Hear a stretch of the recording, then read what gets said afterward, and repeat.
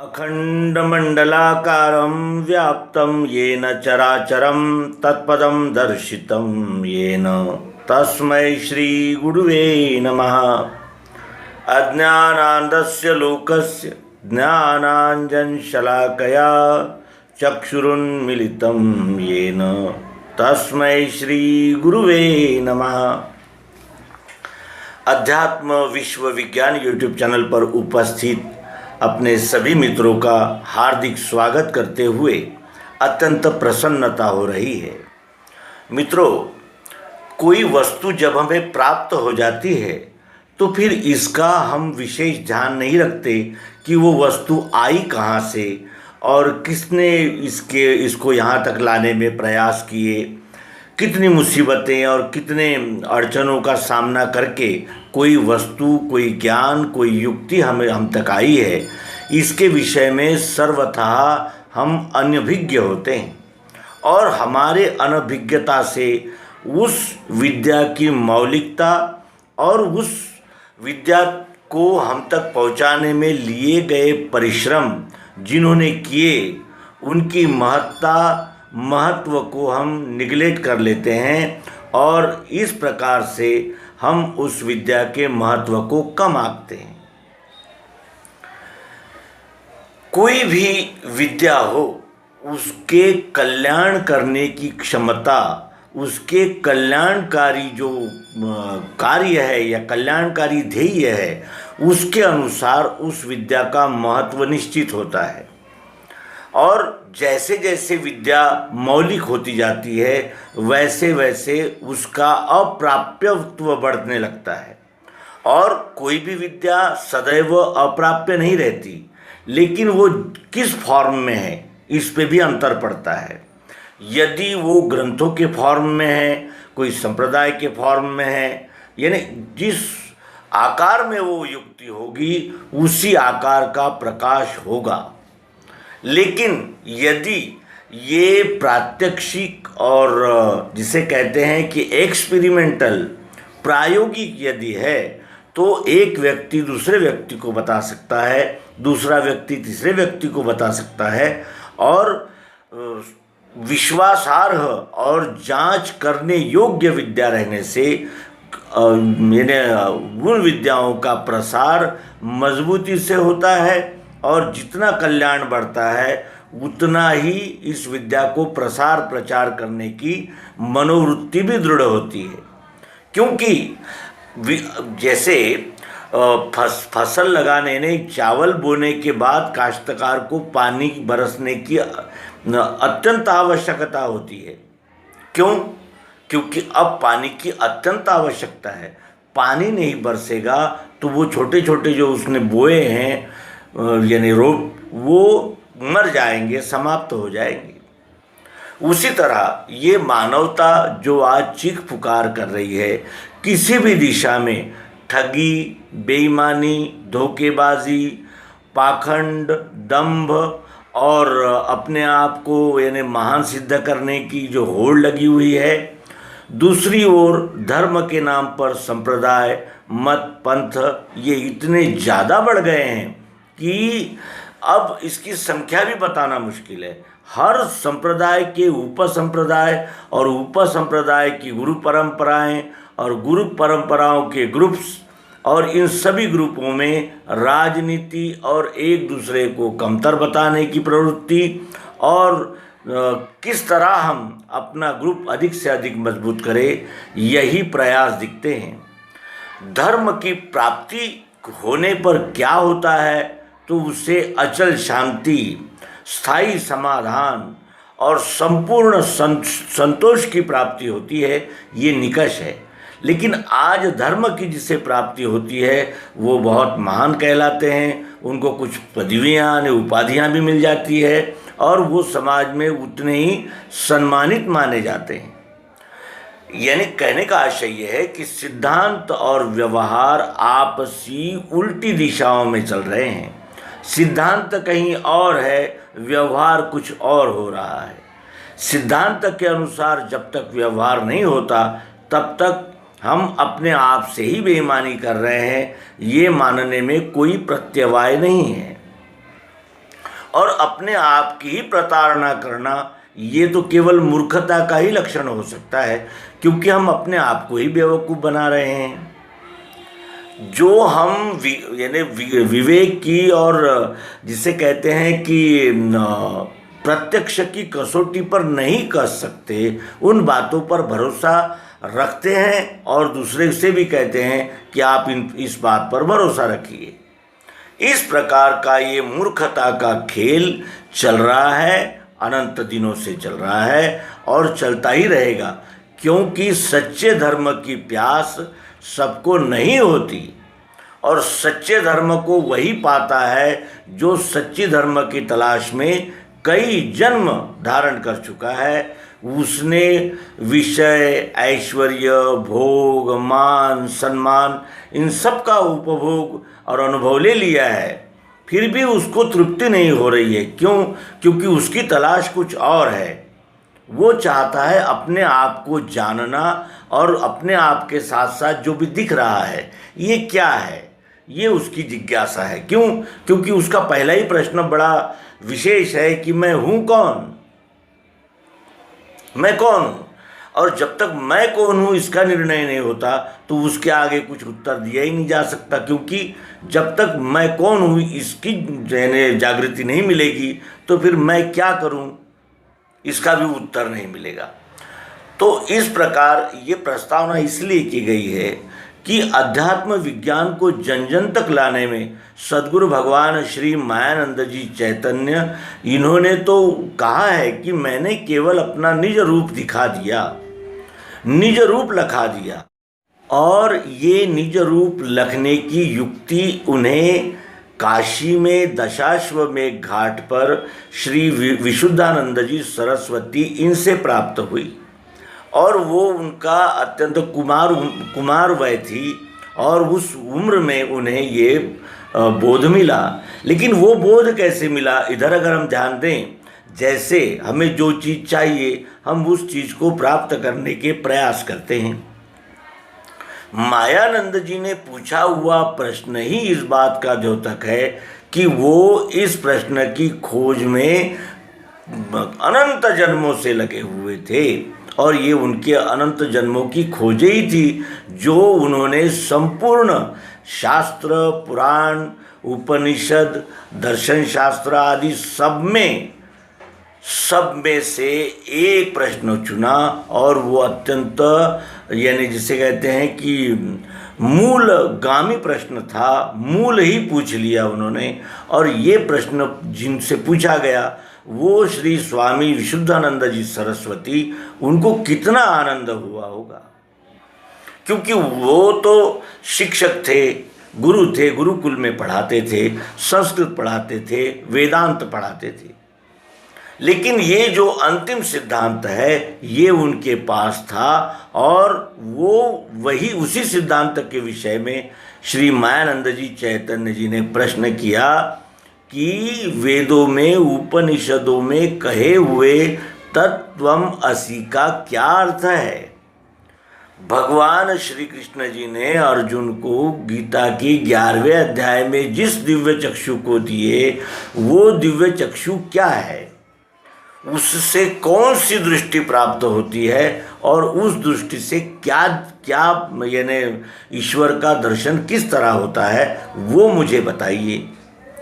और यही वो प्रश्न था जिसका उत्तर अध्यात्म विज्ञान से हमें प्राप्त हुआ और वो विद्या यहाँ तक आने में केंद्रीय अध्यात्म विज्ञान शाला मानधाता ओंकारेश्वर जिला खंडवा की स्थापना भगवान श्री मायानंद जी चैतन्य इन्होंने की और नर्मदा के दक्षिण तट पर एक पाठशाला खोली जिसमें अध्यात्म विज्ञान को पढ़ाया जाता था और ये वो स्वयं चलाते थे।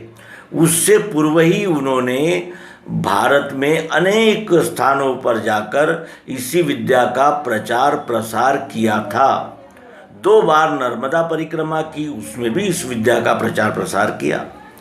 उनके अनंतर उन्होंने श्री स्वराज्यानंद जी चैतन्य इन्हें पहला संचालक नियुक्त किया और उनके पश्चात श्री मायानंद जी चैतन्य जी के पश्चात स्वराजानंद जी चैतन्य, इन्होंने इस विज्ञानशाला की बागडोर संभाली और विज्ञानशाला के कार्य को आगे बढ़ाया।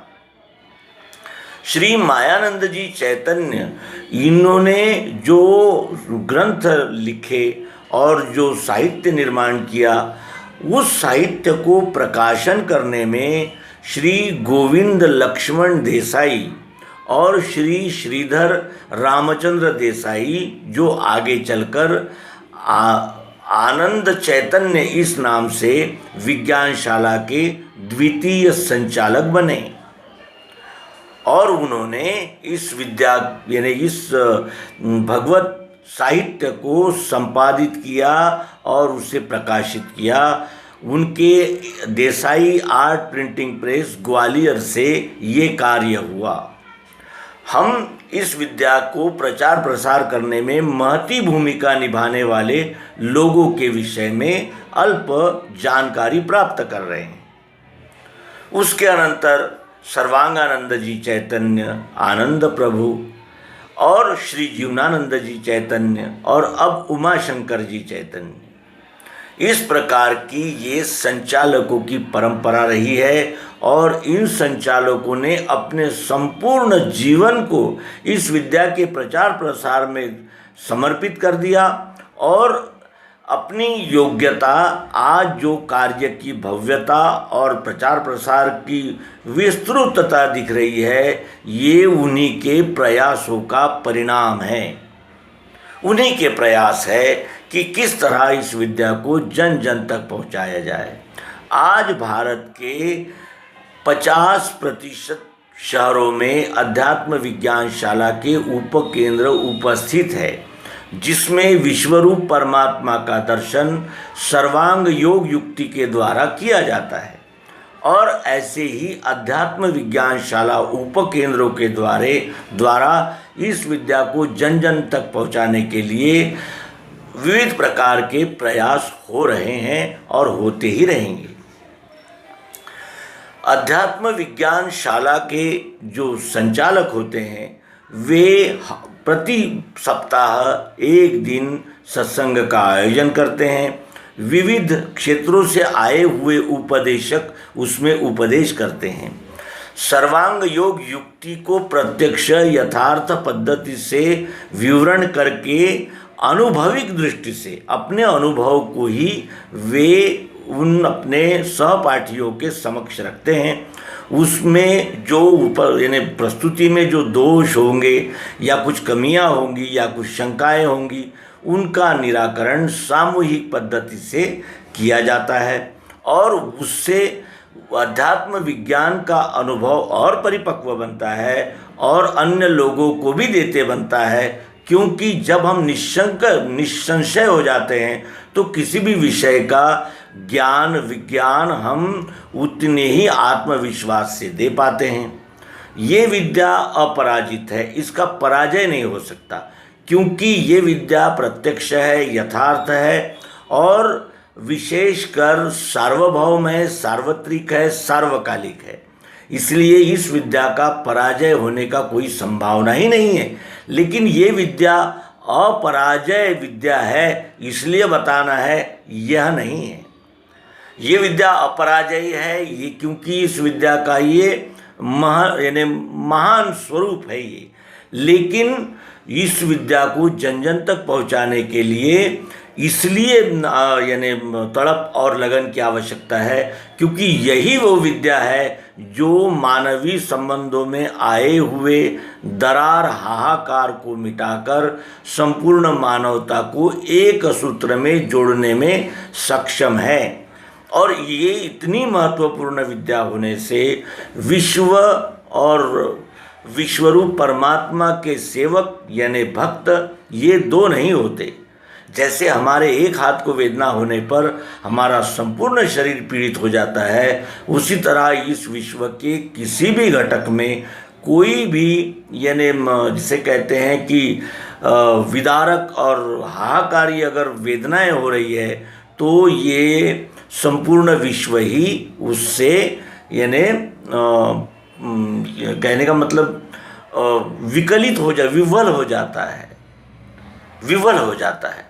क्यों? क्योंकि संपूर्ण से ही तो चल रहा है, और यह संपूर्ण ही तो एक इकाई है। यही विश्व है जो विश्वरूप परमात्मा है, जिसकी अनन्य भक्ति करके ही इस जीव को स्थायी शांति समाधान की प्राप्ति हो सकती है।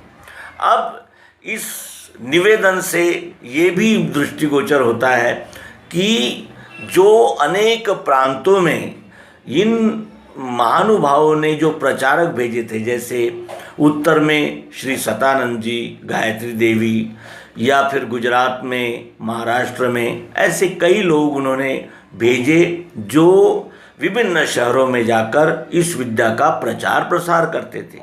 और उन्होंने भी अपने प्रचार प्रसार के द्वारा इस विद्या को जन जन तक पहुंचाने में कोई कमी नहीं की, और इसीलिए ये विद्या हम तक आती है। हमें भी जो मिली वो उपजत तो मिल नहीं सकती, क्योंकि इस विश्व में सब कुछ है, लेकिन क्लिक हुए बगैर प्लग स्टार्ट नहीं होता। और यही इस जगत की विशेषता है। और इस तरह वो उन महानुभावों की कृपा प्रसाद से ये विद्या हम तक आती है। छत्तीसगढ़ में स्वामी शिवानंद जी, ऐसे अनेक नाम हैं जिन्होंने इस विद्या को पहुंचाने के लिए अपने संपूर्ण जीवन को समर्पित किया। कर्तृत्व का अभिमान और कर्म की फलाशा उन्होंने त्याग दी, और परमात्मा का कार्य समझकर इस विद्या को निष्प्रभ भाव से प्रचारित प्रसारित किया। उनके विषय में अध्यात्म विश्व विज्ञान यूट्यूब चैनल पर कृतज्ञता व्यक्त करने के लिए ही ये अंक था।